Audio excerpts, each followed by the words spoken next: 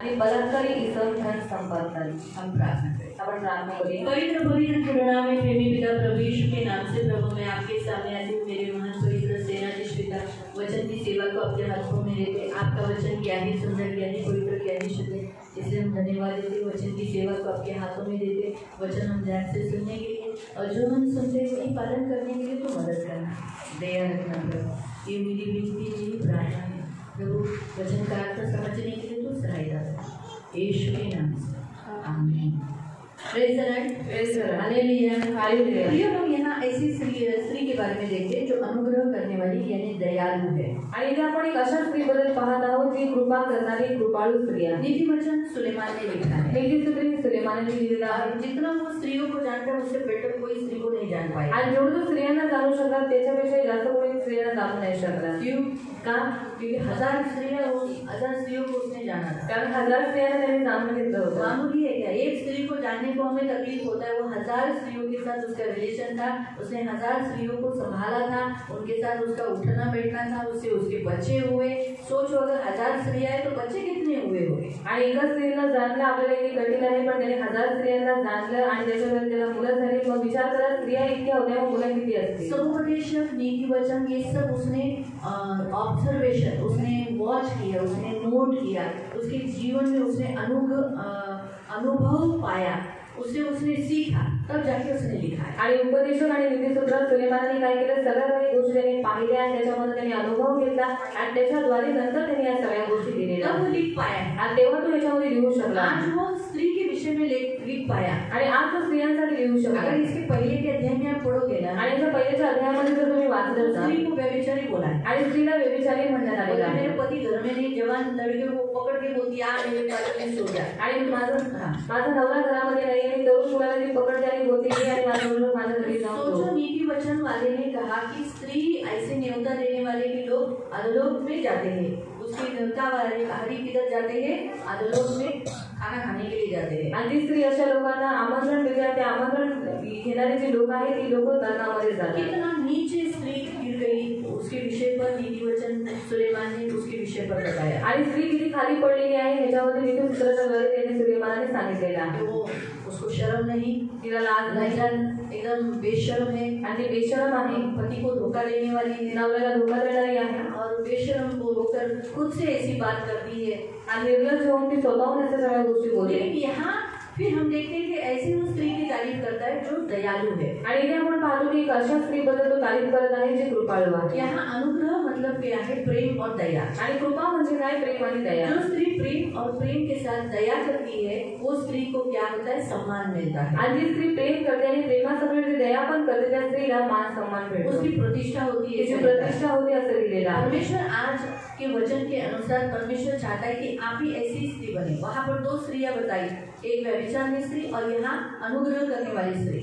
आपको परमेश्वर ये बताता है आप भी अनुग्रह करने वाली स्त्री बने। आणि 2 स्त्रियांबद्दल सांगितलेलं आहे, एक व्यभिचारी स्त्री आहे आणि एक कृपाळू स्त्री आहे। मग तुम्हाला पण कृपा करणारी स्त्री बनायचं आहे। अगर आप प्रेम करते रहोगे, दया करते रहोगे तो आप परमेश्वर की बेटी बनोगे। आज जर तुम्ही प्रेम करत राहिला, तुम्ही दया करत राहिला तो तुम्ही देवाची मुलगी व्हाल। बाइबल में लिखा है जैसा परमेश्वर दयावंत है वैसे तुम उसकी संतान भी दयावंत बनो। कारण बाइबलमध्ये लिहिलेलं आहे जसं तुमचा पिता दयावंत आहे तसं तुम्ही सुद्धा दयावंत। अगर आप दयालु बनोगे तो आप परमेश्वर की बेटी बनोगे। आणि जर तुम्ही दयावंत राहिला तो तुम्ही देवाची मुलगी बनाल। आप प्रेमी बनोगे, आप प्रेम करोगे तो आप परमेश्वर की बेटी बनोगे, क्योंकि परमेश्वर भी प्रेम है। आणि तुम्ही प्रेमी बनलात किंवा लोकांना प्रेम केलं तर तुम्ही देवाची मुलगी व्हाल, कारण देव सुद्धा आपला प्रेम आहे। प्रेम उन्हीं लोगों से नहीं जो आपको प्रेम करते हैं, आप उनसे प्रेम करो जो आपको प्रेम नहीं करते। आणि प्रेम त्याच लोकांना नाही करायचे जे तुम्हाला प्रेम करतात, पण त्या लोकांना प्रेम करायचे जे तुम्हाला प्रेम करत नाही। जो आपके शत्रु है, आपके घर के लोग, आपकी बुराई करने वाले, आपकी निंदा करने वाले, वही लोगों को आपको प्रेम करना। आणि तुमचे शत्रु आहे, तुमच्या घरातील लोक तुमची निंदा करणारे, तुम्हाला फसवणारे, तुम्हाला त्यांना प्रेम करायचं आहे। परमेश्वर ये चाहता है कि आप उन्हें प्रेम करें। आणि देवाची इच्छा आहे की तुम्ही त्यांना प्रेम मैं करा। आज भी बेटी के ऊपर खड़ी होकर यही बोलूंगी, तुम्हें कभी नहीं आपको बोलूंगी कि मसीह विरोधी लोगों को प्रेम करो। आणि आजही मी तुम्हाला वेगवेगळी उभं राहून सांगते की मी तुम्हाला कधीच असं शिकवणार नाही की तुम्ही ख्रिस्त विरोधी लोकांना प्रेम करा. कलीसिया को तोड़ते हैं, जे मंडळीला तोडतात कलीसिया के पासवानों को मारते हैं, आणि मंडळीच्या पासबानांना मारतात, प्रभु के बच्चों को मारते हैं, देवाच्या मुलांना मारतात. उन्हें मैं कभी भी उनको उनके लिए प्रार्थना, उनके लिए प्रेम करने के लिए मैं आपको कभी भी सलाह नहीं दूंगी. आणि त्यांच्यासाठी कधीच प्रार्थना करण्यासाठी किंवा त्यांच्यावरती प्रेम करण्यासाठी मी तुम्हाला कधीच सल्ला देणार मैं नाही. यीशु का वचन इस मामले में स्वीकार नहीं करती. आणि येशू ख्रिस्ताचं हे वचन मी या गोष्टीमध्ये बिलकुल स्वीकार शत्रुओं करत से नाही प्रेम करो. की तुम्ही शत्रूंवरती प्रेम करा. प्रभु से हम शत्रुओं से प्रेम करेंगे, लेकिन कौन से शत्रु? जो वचन में लिखा है कि इसमें जूने करार में कौन से अध्याय में दिया है? आ गए ना? कौन से अध्याय में? होशे में या जकरिया या Micah? Micah, thank you. Micah में, मीकामध्ये आपण मीका में दिया गया है कि तुम्हारे जो शत्रु है वो घर के हैं. आणि मीकामध्ये दिलेलं आहे तुमचे जे शत्रू आहेत तुमच्या घरातले लोक घर के आहेत जो लोग हैं, आणि तुमच्या घरातली जी लोक जो आहेत आपको जानबूझ के ज्यादा काम देते जे हैं, तुम्हाला जाणून बुजून जास्त काम आपको देतात, तोच के बोलते हैं, तुम्हाला टोचून बोलतात, आपको हर्ट करते हैं, तुम्हाला दुखवतात आपको नाना प्रकार की समस्या देते हैं, आणि नाना प्रकारची समस्या तुम्हाला या फिर देतात. अपने चर्च के लोग, किंवा आपल्या चर्चमधील लोक जो अपने चर्च के लोग कभी कभी आपको मालूम है, अपने चर्च के लोग कभी कभी दारू पीते हैं, वो लोग आपको मालूम है कि अरे वो प्रभु का नाम खराब करते, उन्हें आणि तुमच्या चर्चमधील लोक जे दारू पितात तुम्हाला माहित पडले की लोक देवाचं नाव खराब करतात, तरी तुझ्या अशा लोकांना या फिर निंदा करने वाले किंवा निंदा करणारे कभी कभी पीठ पीछे बोलते हैं, कधी पाठीमागून बोलतात, तंबाकू खाते हैं, तंबाखू खातात या अन्य प्रकार की बातें करते किंवा अन्य प्रकारच्या गोष्टी हैं, आपका करतात ही खाकर आपको ही उलटते हैं, किंवा तुमचंच काम तुमच्यावरतीच उलटतात. लेकिन फिर भी वो आपके घर के लोग हैं पण तरी सुद्धा ते तुमच्या घरातली लोक और आहेत प्रभु ने उनको रखा है. आणि देवाने त्यांना ठेवलेलं आहे. आपको प्रभु चाहता है उनसे प्रेम करें, उनके लिए प्रार्थना करें. आणि देवाची हीच इच्छा आहे की तुम्ही अशा लोकांमध्ये प्रेम करावं, त्यांच्यासाठी प्रार्थना करावी. लेकिन प्रभु कभी नहीं कहा है कि आप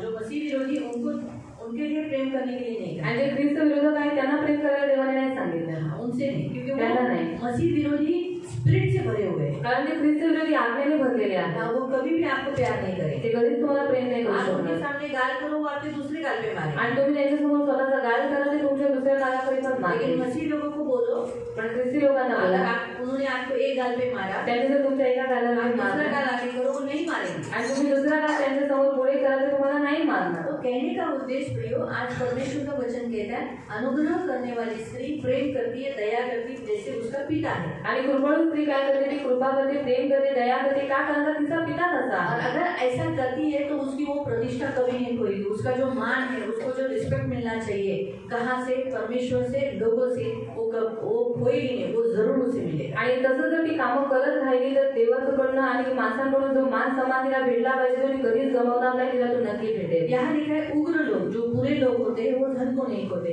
जो क्रूर होते हैं, दुष्ट होते हैं, जो लालची होते, पैसों के लोभी होते, वो अपने हाथ से धन जाने नहीं देंगे, लेकिन कंजूस रहते, चिकू मारवाड़ी बोल सकते होते, या कंजूसी या मक्खी चूस शब्द मिल गया, मक्खी चूस हो, वैसा व्यक्ति होगा तो वो धन नहीं खोएगा. तो जैसे वो अपने हाथ से धन खोता है, क्या मक्खी चूस देखो, वो गिरी हुई चाय की मक्खी को चूस के फेंक देता है. आणि चाय मध्ये पडलेल्या माशाला पण तो इतना सा भी मक्खी को लगा हुआ चाय उसको वेस्ट जाना पसंद नहीं. आणि त्या माशाला लागलेला चाय पण त्याला वेस्ट नसतो घालवायचा. हम क्या करेंगे? आपण काय करू? अरे चाय माशी पड़ी, ऐसा करेंगे ना.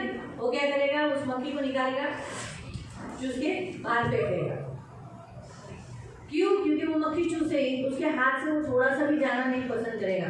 तो जब मक्खी चूस वाला अगर अपने हाथ से कुछ जाने नहीं देता, तो वैसे ही अनुग्रह करने वाली, अच्छा बर्ताव करने वाली, लोगों के साथ सही रीति से बर्ताव करने वाली, लोगों के लिए जीने वाली, वो भी कभी भी अपनी प्रतिष्ठा नहीं खोएगी. उसे जरूर मिलेगा लोगों के सामने.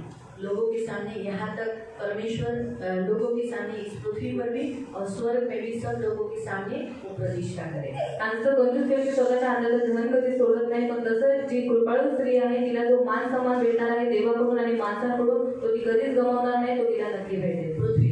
पृथ्वीवर सुद्धा जरूर मिलेगा, नक्की तिला भेटेल. प्रियो अनुग्रह करने वाली स्त्री बनो. आणि म्हणूनच स्त्रियांना कृपा करणारी स्त्री बना, मदद करने वाली स्त्री बनो, मदत करणारी स्त्री बना, दया करने वाली स्त्री बनो, दयाळू स्त्री बना. दूसरा पॉइंट मैं आपको बताना चाहती हूँ कि आप मसीह को पकड़े रहो. आणि दुसरा पॉइंट मी तुम्हाला सांगू इच्छिते, तुम्ही ख्रिस्ताला पकडून आप ठेवा. जितना मसीह को पकड़े रहोगे, आपके मसीह को पकड़ने के कारण आपके लोगों का, आपके घर के लोगों का उद्धार होगा. आणि जेवढं तुम्ही ख्रिस्ताला पकडून ठेवाल तेवढं तुमच्या घरातल्या लोकांचं कारण होईल. भले आपके लोगों की परिस्थिति कैसी भी होगी। आणि भली तुमच्या घराच्या लोकांची परिस्थिती कशी दिसत असली, आपके विश्वास से, आपके प्रभु में रहने के द्वारा प्रभु क्या करेगा, घर के लोगों को बदलेगा। आणि तुमच्या विश्वासाच्या द्वारे देव काय करेल, तुम्ही विश्वास ठेवल्यामुळे तुमच्या घरातल्या लोकांना तारण देईल, त्यांना वाचवेल। प्रभु उन्हें जरूर छुटकारा देगा, आणि देव त्यांना नक्की छुटकारा देईल, उन्हें उद्धार देगा, त्यांना तारण देईल। उसके लिए सबसे बेस्ट उदाहरण है राहाब। आणि त्याच्यासाठी उत्तम उदाहरण आहे राहाब। राहाब ने जो उसके पास उस नगर का भेंट देने के लिए आए थे, आणि राहाबाच्या इथे जे कोणी ते घेर आले होते भेट देण्यासाठी यरीहो नगर में, आणि यरीहो उन्हें नगरात, छुपा के रखा।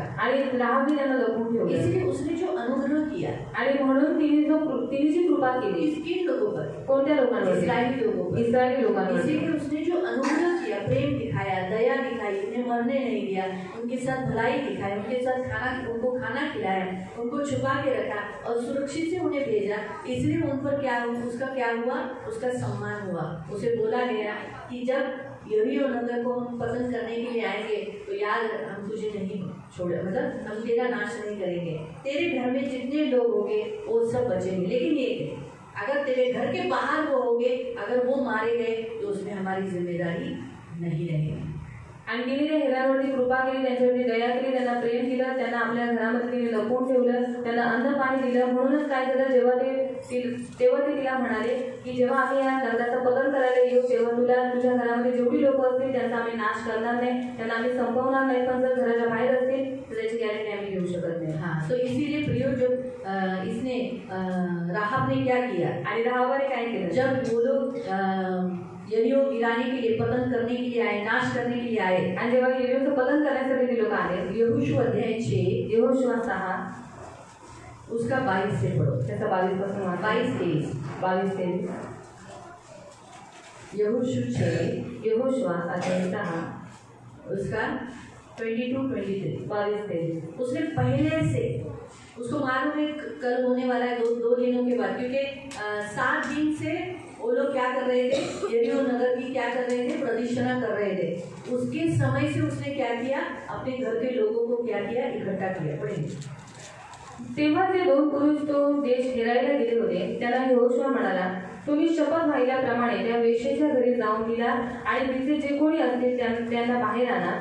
तेव्हा त्या तरुण हेरांनी आज जाऊन राहावेला, तिच्या आई बाबांना, राहाब को, उसके माता पिता को, भाऊ बंधांना, उसके भाइयों को, आणि तिथे जे कोणी होते वहाँ जो कोई था, त्या सर्वांना, म्हणजे उन सबको, म्हणजे तिच्या सर्व आप्त जणांना बाहेर आणून कुटुंब के लोगों को बाहर निकाला और कहाँ रखा, या इस्राएल की छावनी में बिठा दिया जहाँ सुरक्षित है। आपको मालूम है ये सब क्यों हुआ, आणि तुम्हाला माहिती सर्व राहाब के कारण, राहाबेमुळे। राहाब ने पहले से उनको बता दिया था, आणि राहाबे पहिलेच त्यांना सर्व सांगितलं 2 होतं, दिन से वो उसके घर में रह रहे थे, आणि 2 दिवसापासून ती लोक वो दिन से। आणि खूप दिवसापासून ती लोक तिच्या घरामध्ये यरीहो की भेंट लेके जाने वाले जब चले गए, आणि यरीहोची भेट घेणारे जे तेव्हा ते इसने निघून अपना गेले, काम चालू किया, आणि तिने स्वतःचं काम चालू अपने केलं, माँ बाप को बताया, आपल्या आई वडिलांना भाई बहनों सांगितलं, को बताया, भाऊ बहिणींना सांगितलं, रिश्तेदारों को बताया। नातलगांना सांगितलं। और जब वो यरीहो घूमने के लिए आए, आणि जेव्हा तो यरीहो फिरायला ती लोक आले, इस्राएली लोग, इस्रायली लोक, तुरंत इसने अपने अपने घर में जमा कर लिया। आणि लगेच तिने त्या सगळ्यांना आपल्या घरामध्ये एकत्रित केलं। आपको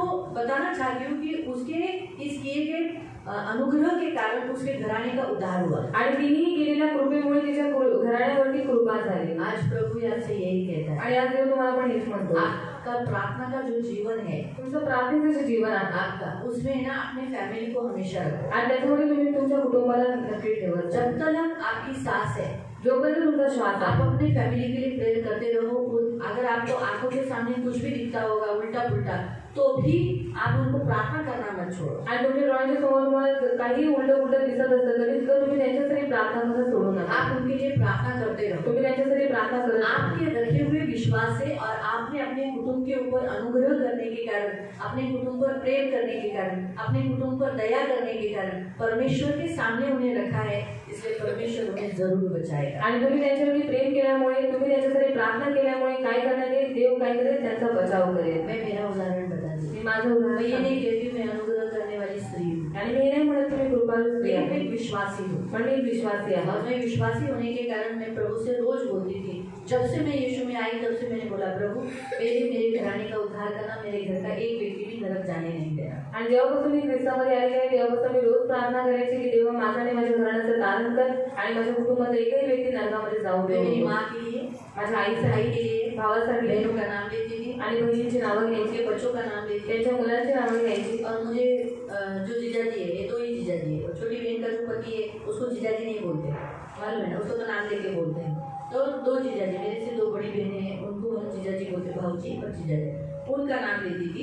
आणि माझ्यापेक्षा ज्या 2 मोठ्या बहिणी आहेत त्यांचं लग्न झालेलं आहे, त्यांच्या म्हणजे त्यांच्या नवऱ्याचं नाव नाही घ्यायचे. सोचो 28 साल हुआ मैं उनके लिए लगातार प्रार्थना करती. आणि 28 वर्ष झाली लगातार मी त्यांच्यासाठी प्रार्थना कितना करते. साल? किती वर्ष? 1 साल नहीं, 1 वर्ष नाही, 2 साल नहीं, 2 वर्ष 7 नाही, साल नहीं, 7 वर्ष नाही, 28 साल से प्रेयर कर रहे हैं. 28 वर्षापासून प्रार्थना लेकिन करते. इस प्रार्थना से परमेश्वर ने क्या किया? पण या प्रार्थनेच्या द्वारे देवाने काय मैंने केलं? उन्हें मेरे घर में समा लिया, आणि मी त्यांना मेरे घर में समा लिया, माझ्या घरामध्ये त्यांना सामावून उन्हें छुपा के घेतलं, रखा, त्यांना लपवून ठेवलं, मुझमें छुपा के रखा, आणि माझ्यात त्यांना लपवून मुझमें ठेवलं, बनाए रखा. आणि माझ्यात त्यांना बनवून इसलिए ठेवलं, दुष्टों ने छू नहीं पाया. आणि म्हणूनच दुष्ट त्यांना स्पर्श नाही इसलिए करू जब मेरी शकला. माँ का समय हुआ, म्हणून माझ्या जेव्हा आईची वेळ झाली, सुबह ही उसने उसके लिए मैंने प्रार्थना की और दोपहर में वो चली गई. आणि सकाळी मी तिच्यासाठी प्रार्थना केली आणि दुपारी ती गेली, सोकर गई, झोपून गेली, कोई पीड़ा नहीं हुआ. काहीच त्रास त्यांना झाला नाही. उसने इतना ही कहा कुछ अजीब सा महसूस हो रहा है. आणि फक्त एवढंच म्हणाले की थोडंसं काहीतरी अजीबचं वाटतंय. मैंने प्रार्थना किया और मुझसे ये बात छुपी रही कि मुझे प्रभु ने पहले बताया नहीं था कि तेरी माँ जाने वाली है. आणि देवाने मला हे सांगितलं नव्हतं पहिले की तुझी आई जाणार कभी आहे. कभी कुछ बातें परमेश्वर हमें नहीं बताता, हमसे छुपा के रखता है. आणि कधी कधी काही गोष्टी आपल्याला जो सांगत नाही ते आपल्यापासून तो लपवून ठेवतो. क्यों? क्योंकि मैंने प्रभु को कहा था कि प्रभु मेरे दफन विधि में मेरी माँ रहे, आणि मी देवाला सांगितलं होतं की माझ्या दफनविधीमध्ये माझी आई और मेरी असेल. माँ देखे कि मेरे दफन विधि में कितने लोग आए हैं. आणि माझ्या आईने पाहावं की माझ्या दफनविधीमध्ये किती लोक तो येतात. वो जान बोले अरे सच्ची होनी है, इतने इंसानों को कमाया. आणि त्यांनी म्हणू शकावं की माझ्या मुलीने इतके सगळे तो आत्म्यांना इसीलिए कमावलं. प्रभु ने मुझे ये बात छुपा के ही रखी थी कि वो मेरी माँ को लेके जाने वाला है. आणि देवाने ही गोष्ट माझ्यापासून लपवून ठेवली होती की तू माझ्या आईला घेऊन जाणार लेकिन आहे. प्रभु की स्तुति हो, मुझे बार बार 2-3 दिनों से प्रभु बोल रहा था फोन कर फोन कर फोन कर. और जब मैं सुबह फैमिली प्रेयर में बैठी, एकदम कड़क से बोला गया तू आज तुझ्या आईला फोन कर. मैं बोला प्रार्थना समझावच करते. जैसे प्रार्थना हमारी फैमिली प्रेयर खत्म हुई, पहले ही मैंने उसको पहले कुछ दूसरा काम नहीं किया, पहले उसको फोन किया. आणि जशी आमची फॅमिली प्रार्थना संपली सर्वात पहिले मी माझ्या आईला फोन लावला. फोन करते ही प्रार्थना किया, फोन करत उससे प्रार्थना बात किया, उसे कहा कल आती हूँ मिलने के लिए. आणि त्यांच्याशी बोलली आणि त्यांनी सांगितलं तुला भेटायला ये. 12:30 के अंदर उसने प्राण छोड़ दिया. आणि 12:30च्या आतमध्ये त्यांनी आपला प्राण सोडला. लास्ट मोमेंट में ही सही, लेकिन डाकू के समान प्रभु ने क्या किया, प्रार्थना में मेरे घर में उसे मैंने रखा था, इसीलिए क्या हुआ, अनुग्रह उस पर करने के कारण बचाई गई. आणि मी माझ्या घरामध्ये त्यांना लपवून ठेवल्यामुळे काही झालं, देवाची कृपा झाली आणि त्या वाचवल्या. वैसा मेरी बहन के लिए, आणि गेल्या वर्षी माझ्या बहिणीसाठी उसके लिए भी मैं हम लोग में लगातार प्रार्थना कर रहे थे. आणि तिच्यासाठी पण मी लगातार प्रार्थना करत होते. अचानक वो बीमार हो गई, अचानक ते आजारी पडले. उसको पॉस्को देने गई, सुवर्ण सांगायला गेली, वेंटिलेटर पर थी. वेंटिलेटरवरती होत्या. मैं जाने के बाद मेरी दूसरी बहन मिलने गई. आणि मी गेल्यानंतर माझी दुसरी बहीण भेटायला गेली. प्रभु मुझे वापस दूसरी बार मिलने के लिए लेके गया. आणि देव पुन्हा मला दुसऱ्यांदा भेटायला घेऊन गेला. मेरी जो दूसरी बहन है वो ज्यादातर जरूर बोली होगी शैतान, वो लोग नहीं क्या, हम लोग कैसे बोलते जय यीशु, तो वो लोग भी उन लोग का भी बोलते हैं ना, तो शायद उसने बोला होगा. इसीलिए प्रभु मुझे वापस दूसरी बार उसने खुद से बुलाया कि वनी को बुलाया. आणि त्यांनी स्वतःहून बोलवलं की माझ्या बहिणीला बोलवा. नहीं, वनीला बोला. हाँ ठीक है, नाव नहीं है, तो उसको बुलाओ कर कैसा बोला. मुझे फोन से भी बुलाया गया. रजनी थी उस समय, रजनी जानती है. मैं दूसरी बार वापस गई आणि दुसऱ्यांदा मी पुन्हा गेली. उसको वापस समझाया, उसको प्रेयर किया, उसको विश्राम में जाने की अनुमति दी और दूसरे दिन मेरी बहन गई. आणि त्यांना समजवलं, प्रार्थना केली आणि नंतर विश्रांतीमध्ये जाण्यासाठी मी प्रार्थना केली आणि नंतर दुसऱ्या दिवशी ते गेले. उसी जो उसकी अंतविधि थी, आणि त्यांची जी अंत्यविधी होती उस विधि में मेरी मौसी आई थी.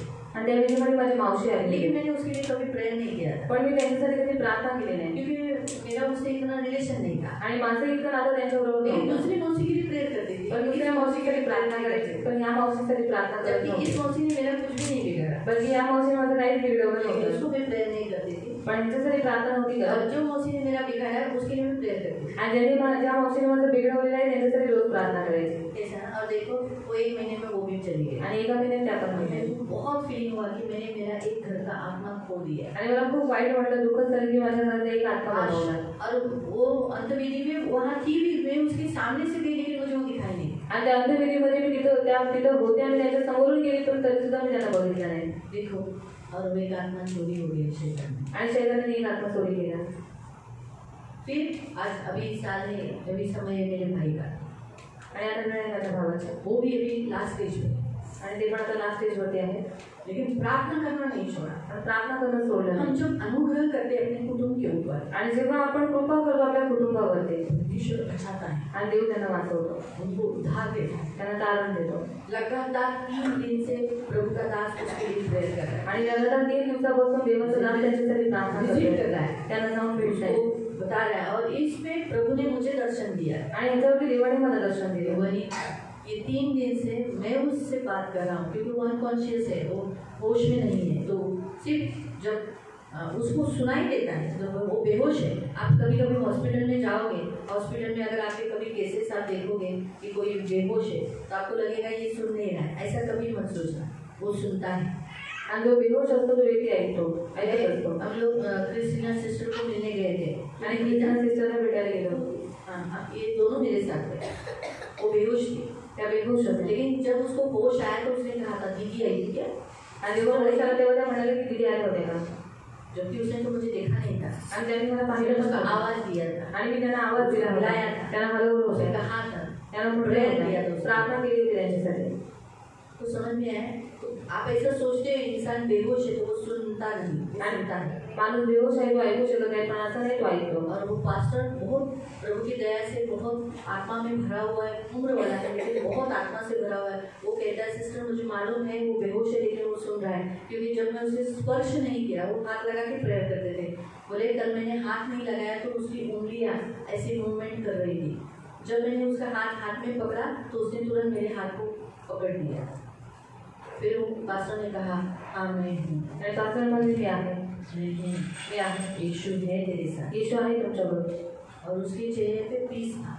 आणि त्यांच्या चेहऱ्यावरती शांती तो होती. प्रभु ने मुझे ऐसा बताया कि ये 3 दिन मैं उसे क्या कर रहा था, उसे प्रिपेयर कर रहा था आणि देवाने मला सांगितलं की मी 3 दिवसापासून त्याला तयार करत आहे अपने पास लेने के लिए। स्वतःजवळ घेण्यासाठी. अगर वो पहले मर जाता तर तो पहिलेच गेले नरक जाता, त्याने नरकात गेले. लेकिन तुम्हारी प्रार्थनाओं से, पण तुमच्या आप प्रार्थनेमुळे लोग भी, हम में से बहुत लोगों ने मेरे भाई के लिए प्रार्थना की, ये लोग भी लगातार प्रार्थना कर रहे हैं, हम लोग भी कर रहे हैं। तो इसीलिए उस प्रार्थनाओं के कारण परमेश्वर ने क्या किया, उसको 3 दिन से उसको खुद काउंसलिंग कर कर एक प्रभु का दास बाहर से स्वर्ग से आत्मिक रीति से यीशु मसीह उसे क्लीन कर कर पश्चाताप की ओर लेके जाके उसे लेके आ रहा है। अभी 1 ही घंटे का टाइमिंग है उसके पास।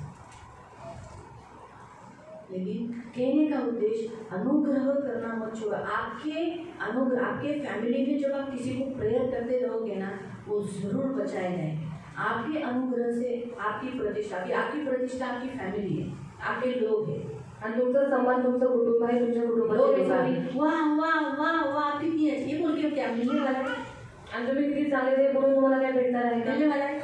लेकिन मेरी प्रतिष्ठा, आपकी प्रतिष्ठा जब हमारे घर के लोग बचाए जाएंगे और जब स्वर्ग में बोला जाएगा तू ना तेरे बहन के कारण है, आणि आपला मान सन्मान जेव्हा स्वर्गामध्ये आपण जाऊ त्याला पाहणार आहोत, जेव्हा म्हणण्यात येईल की तुझ्या बहिणीमुळे तू आलास, हीच आपली प्रतिष्ठा आहे. आप में से अगर आपके भाइयों के लिए आप प्रेयर करते होंगे, आपकी बहनों के लिए प्रेयर करते होंगे, आपके माँ के लिए प्रार्थना करते होंगे, आपके पिताजी के लिए, तो आपके जब वो जाएंगे तो उनको बताया जाएगा, आपकी प्रतिष्ठा स्वर्ग में होगी, बोला जाएगा कि तू ना, तू तेरे बहन के कारण, तेरी बेटी के कारण यहाँ आया है। आणि तुमच्या भाऊ बहिणीसाठी, मुलामुलीसाठी तुम्ही प्रार्थना करत असाल, आणि जेव्हा त्यांची वेळ ती लोक झाली आणि जेव्हा स्वर्गामध्ये गेल्याच्यानंतर तुम्हाला त्याला सांगण्यात येईल तुझ्या बहिणीमुळे आणि तुझ्या मुलीमुळे तू आज इथे आलेला आहे.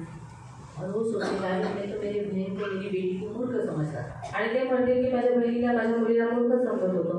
तो समझा, आज कहने का उद्देश्य प्रियो यही है कि परमेश्वर हमें बताता है कि प्रभु के लिए अनुग्रह करना, लोगों के ऊपर, अपने घर के लोगों के ऊपर अनुग्रह करना मत छोड़ो। जिससे राहाब ने अनुग्रह करना, अपने खुद को नहीं बचाया, सेल्फिश नहीं रही, उसने क्या किया, अपने माँ बाप को, भाई बहनों को, अपने रिश्तेदारों को, अपने जो उसके करीब थे उसको पसंद किए, और उसने जितने ने उसका विश्वास किया वो आए, उनको वो बचा पाए।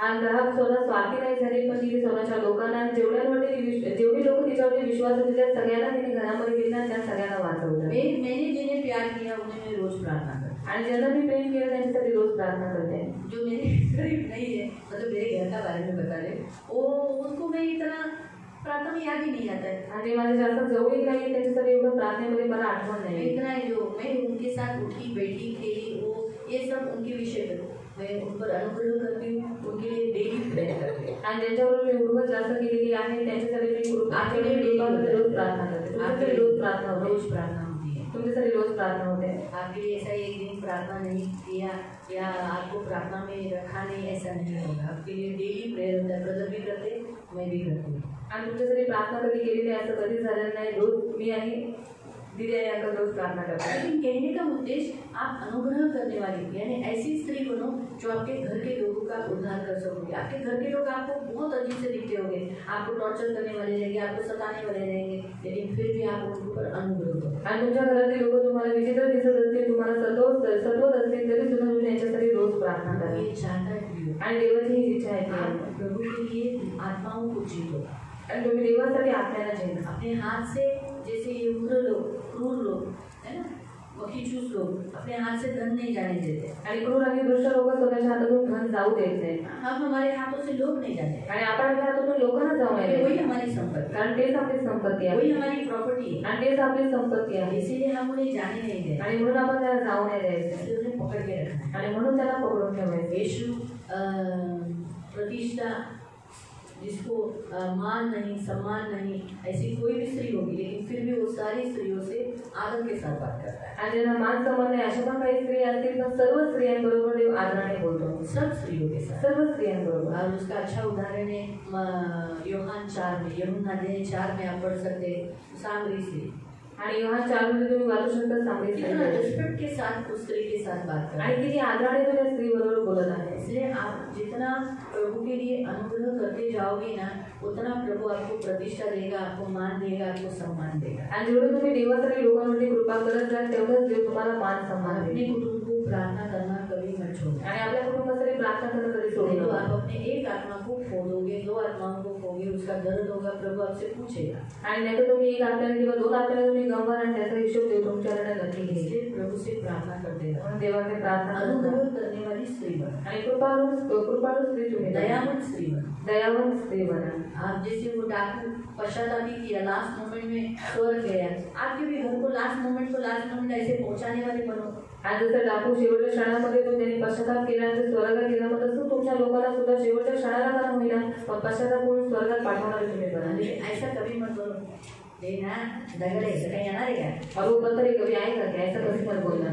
होगा मेरा प्रभु डाकू के समान उसको ले लेगा. आणि होईल माझा देव डाकू समान त्याला नक्की. इसलिए अपने लोगों के घर के लोगों को तुच्छ मत देखना. आणि आपल्या घरातल्या लोकांना कधीच तुच्छ अनुग्रह करना, त्यांच्यावरती कृपा करा. उन पर अनुग्रह करना. त्यांच्यावरती कृपा मैंने करा. थोड़े समय के लिए प्रार्थना मेरे भाई के लिए करना छोड़ दिया था. इतनी बड़ी विपत्ति हुई, सोचो आप इतनी बड़ी विपत्ति से उठूंगा. आणि थोड्या वेळासाठी प्रार्थना करणं मी माझ्या भावासाठी बंद केलं होतं आणि विचार करा एवढी मोठी विपत्ती त्यांच्यावरती मेरा आहे. यही प्रॉब्लम है, मैं गुस्सा होगी तो प्रार्थना करना छोड़ देती. आणि माझा हाच प्रॉब्लेम आहे, मी रागवली तर मी प्रार्थना करणं सोडतो. आता करणार नाही जा. अभी करून घेईन. मग विपत्ती येतात, विपत्ती आली मग फोन येतो, अरे असं सगळं. फिर फोन आता है. कधी प्रार्थना करायला तुमच्या लोकांसाठी सोडू नका. और कभी भी प्रार्थना अपने लोगों के लिए करना छोड़ना. अनुग्रह म्हणजे काय असतं, प्रेम आणि दया. अनुग्रह समोरचा कसाही असेल तरी तुम्ही चांगले करत आहात. और अनुग्रह क्या होता है, प्रेम और दया. तो इसीलिए सामने वाले व्यक्ति कैसा भी हो आप काम करते हो. तुम्ही अशी स्त्री बना और आप ऐसे देवाची मुलगी बना. परमेश्वर की बेटी जसा बना. देव आहे तसं तुम्ही बना. और जैसे आपका पिता है वैसे आप समोरचा बनो. कसाही वागतो पण तुम्ही देवासारखं वागा, पण तुम्ही देवाची मुलगी. और सामने वाला व्यक्ति कैसे भी बर्ताव करता होगा फिर भी आप अच्छे से बर्ताव करो क्योंकि आप परमेश्वर की बेटी है. बरोबर आहे. आपण कसेही वागतो तरी देव आपला चांगलाच वागवणार. और हम कैसे भी बर्ताव करते हैं फिर भी हमारा परमेश्वर हमसे अच्छा ही बर्ताव करता है. आपण तसंच करायचं. तो हमें भी वैसा ही करना है. देव तुम्हाला आशीर्वाद. प्रभु आपको आशीष दे. कोणाला काही प्रश्न, किसी को कोई सवाल.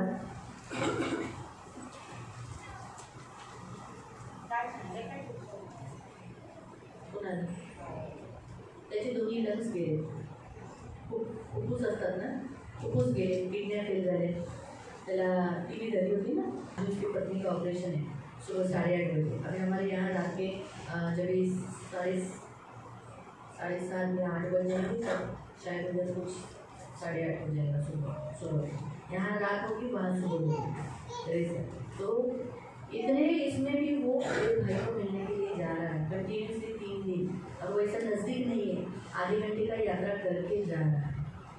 प्रभु मैं उन प्रभु के दास को बोला, प्रभु आपको बहुत ब्लेसिंग देगा और आप ये सेवा करें. वो तो अच्छा है कि उनको अलाव है हॉस्पिटल्स में जाके विजिट करने का, मिलने का, प्रार्थना करने का, वो तो प्रभु की स्तुति होने को अमेरिका में ऐसा कानून नहीं है, परमिशन लगता है। और ये प्रभु की दया से और वहाँ जो हॉस्पिटल में है वो बड़े हॉस्पिटल में 1 रुपया पैसा नहीं भरा है। पहले भी जब उसको टीबी हुआ था तब 1 रुपया भी पैसा नहीं भरा था, सारा ट्रीटमेंट हो जाए। आणि देवाने काय केलं, अब्राहमामुळे लोकांना और वाचवलं. लिखा भी है, आप उस उत्पत्ति अध्याय 19 में पढ़ सकते हैं। आणि उत्पत्ती 19 मध्ये तुम्ही वाचू शकता. स्पष्ट रीति से लिखा हुआ है। आणि स्पष्टरीत्याने तिकडे लिहिलेलं परमेश्वर आहे. ने अब्राहम को स्मरण करके आणि देवाने अब्राहमाला स्मरण ठेवून किसको बताया? लूत को बचाया। त्याने लोकांना वाचवलं. वैसे परमेश्वर हमें याद रखे, हमारे घर के लोगों को बचाएगा। लेकिन अगर आप उनसे प्यार करते हो तो, आणि जर तुम्ही त्यांना प्रेम करत असाल तर इसलिए कैसे भी है असे आहे, प्रेम करा. प्रेम करो। प्रेम करा.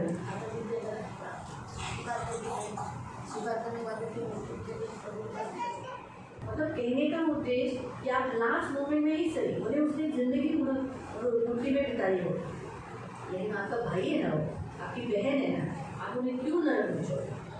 लास्ट मोमेंट में ही सही, लेकिन उस समय आप खड़े रहो और उनके लिए प्रेयर करो, उनके लिए कन्फेशन करो। अगर वो कन्फेशन नहीं कर सकते तो आप करो, आप करो। प्रभु मैं इसके लिए पापों की माफ़ी मांगती हूँ, पापों के लिए माफ़ी मांगती हूँ, इसको माफ़ कर। इसने जो कुछ जिंदगी में किया है, ज्ञान न होने के कारण शैतान के बहकावे में किया है, इसको माफ़ कर। और मैं इसके बदले में पश्चाताप करती हूँ, माफ़ी मांगती हूँ। और आपको अधिकार है क्या करने का? क्षमा करने का, बोलने का। प्रभु आपने कहा है तुम जिसके पाप क्षमा करोगे उसके क्षमा किए जाएंगे, जिसके तुम रखोगे उसके रखे जाएंगे। तो मैं इसके सारे पाप क्षमा करती हूँ।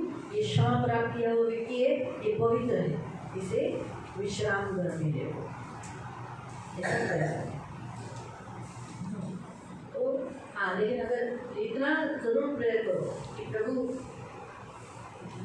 मरने के बाद मुझे मालूम मत पड़ने दो, जो मरने से पहले मतलब कुछ भी हॉस्पिटल में गया है या बेड पे घर में लेटा है, मुझे मालूम पड़ने दो।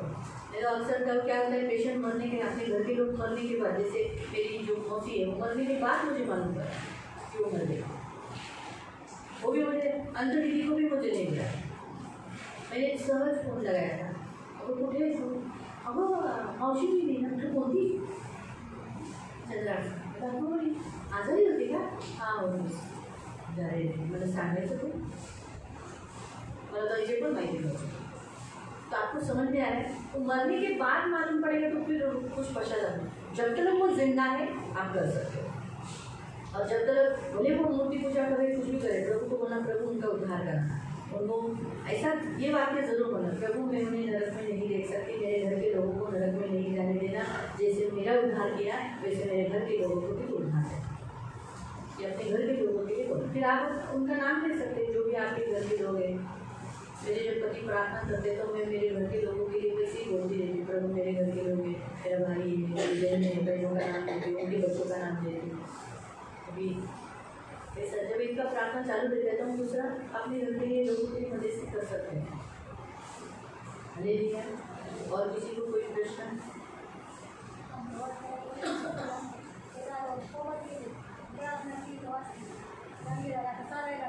सुना, कभी कभी ये भी होता है, ऐसा भी होता है, कभी कभी आप प्रार्थना करते हो, गया हुआ केस वापस लौट आता है। ये होता है अद्भुत कार्य, प्रभु का मिराकल। इनके पिताजी गए हुए केस थे, लेकिन प्रार्थना करते ही चर्च ने भी प्रार्थना की, उन्होंने भी वहाँ जाके तो प्रार्थना की और देखो चल रहे।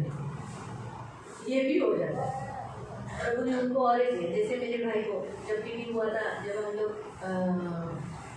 कर्जत के हाउसेस में थे, जोसेफ का बर्थडे था, और सब अच्छा हो गया। सब मनाने के बाद फोन आया, केक काटने के बाद फोन आया, अच्छा हो गया। नहीं तो मेरा तो पूरा गया था। लास्ट स्टेज पे था, लास्ट। लेकिन मैं प्रभु बोल रही थी एक चांस दे दो, एक चांस, और वो चांस पे वो जिया था। तो मैंने उसको बोली थी रिटर्न सुना नहीं। इसलिए बोलते प्रभु के दास, मैं हमेशा उसको बोलते, अरे तुझी बहीण आहे, बहीणपेक्षा मी प्रभूची दासी आहे। ती जे बोलते तसंच होतं, तू ये, मला काहीतरी वेगळं दिसते, तू ये काय येतो आता नाही। तो मेरी भाभी मना की थी ना, उसको पैसा चाहिए, इसलिए ये किया। परमेश्वर आपके लोगों को उठा देगा। आणि तुम्ही रडू नये यासाठी ते तुमच्या घरातल्या लोकांना तारण देईल. हालेलुया। हालेलुया. आपण प्रार्थना करूया. पवित्र पवित्र करुणामय प्रेमी पिता प्रभु यीशु के नाम से प्रभु मैं आपके सामने आती हूँ प्रभु। आए हुए तेरी सारी बेटियों को आशीषित करना है। बहुत सारी बेटियाँ नहीं आई प्रभु, उन्हें माफ कर देना, लेकिन जो आई इन पर तू अनुग्रह किया। तेरी मर्जी के बिना कुछ भी नहीं होता प्रभु। ये तेरी कृपा हुई, इसलिए तेरे पास आई। इन्हें बहुत आशीष देना। अभी अपने अपने घर जाएंगे, इनकी सुधी लेना, इनकी रक्षा करना, इन पर कृपा करना और इन्हें बहुत आशीषित करना। आंखों की बुद्धि के समान इन्हें तो संभालना। तो इनकी ढाल, तो इनका कवच, इनका प्रभु, इनका स्वामी, इनकी रक्षा करना। यीशु के नाम से